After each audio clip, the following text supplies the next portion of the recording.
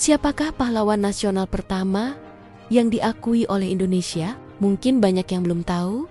Jawabannya adalah Abdul Muiz. Lahir di Sungai Puar, Bukit Tinggi, Sumatera Barat, pada 3 Juli tahun 1883. Ia adalah sosok multitalenta yang berjuang dengan pena, suara, dan aksi. Soekarno, presiden pertama kita, menetapkannya sebagai pahlawan nasional pada 30 Agustus tahun 1959. Hanya beberapa bulan setelah Muiz wafat. Mari kita telusuri jejak perjuangan luar biasa dari seorang Abdul Muiz, sang pembuka jalan bagi polwan-polwan lainnya. Langkah perjuangan Abdul Muiz dimulai bukan dengan senjata, melainkan dengan ketajaman pikiran dan kata-kata. Setelah menamatkan pendidikannya di Ethiopia, walau tidak sampai selesai, ia memilih jalur jurnalisme sebagai medan pertempurannya. Ia menjadi wartawan di surat kabar terkemuka seperti Bintang Hindia dan Kaum Muda.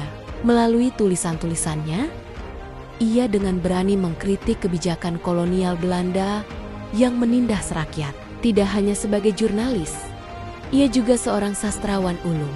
Karyanya yang paling terkenal, Salah Asuhan, menjadi cermin kritik sosial yang tajam terhadap benturan budaya antara Timur dan Barat pada masanya. Keaktifannya tidak berhenti di situ. Muiz juga bergabung dengan organisasi Pergerakan Sarekat Islam, di mana ia dengan cepat menjadi salah satu tokoh sentral yang menyuarakan aspirasi kemerdekaan. Perjuangan Abdul Muiz semakin vokal ketika ia terjun ke dunia politik. Ia menjadi anggota Volksraad atau Dewan Rakyat, sebuah lembaga perwakilan yang dibentuk oleh pemerintah kolonial. Namun, ia tidak menjadi boneka Belanda. Di dalam Volksraad, suaranya lantang menentang berbagai kebijakan yang tidak adil. Salah satu momen paling ikonik adalah ketika ia dengan keras menentang rencana pemerintah Belanda untuk merayakan 100 tahun kemerdekaan mereka dari penjajahan Prancis di tanah Indonesia. Baginya, itu adalah sebuah penghinaan besar. Di luar politik, Muiz juga memiliki visi jauh ke depan dalam bidang pendidikan. Bersama tokoh lainnya, ia turut memperjuangkan dan menjadi salah satu pendiri Teknische Hochschule T.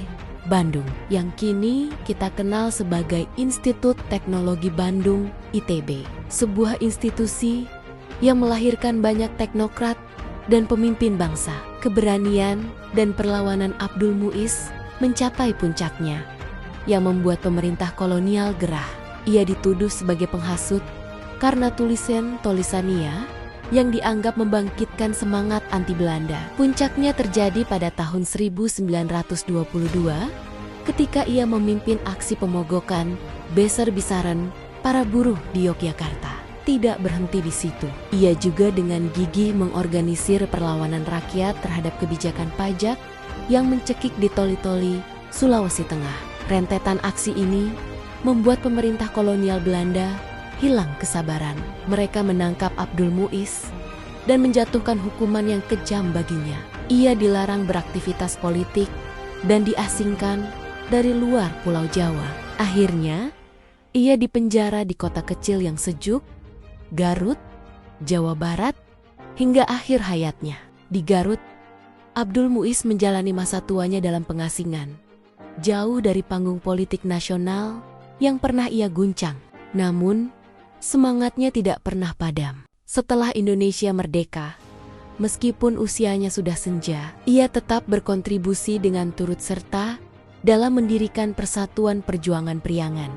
Ia menghembuskan napas terakhirnya di Bandung pada 17 Juni tahun 1959 dan dimakamkan di Taman Makam Pahlawan, Cikutra. Meskipun jasadnya telah tiada, warisan dan semangat perjuangannya terus hidup. Namanya diabadikan sebagai nama jalan di berbagai kota besar di Indonesia, dari Jakarta hingga Bukit Tinggi, sebagai pengingat abadi akan dedikasinya yang tak kenal lelah bagi bangsa. Subscribe, like, share, dan komen untuk cerita menarik lainnya.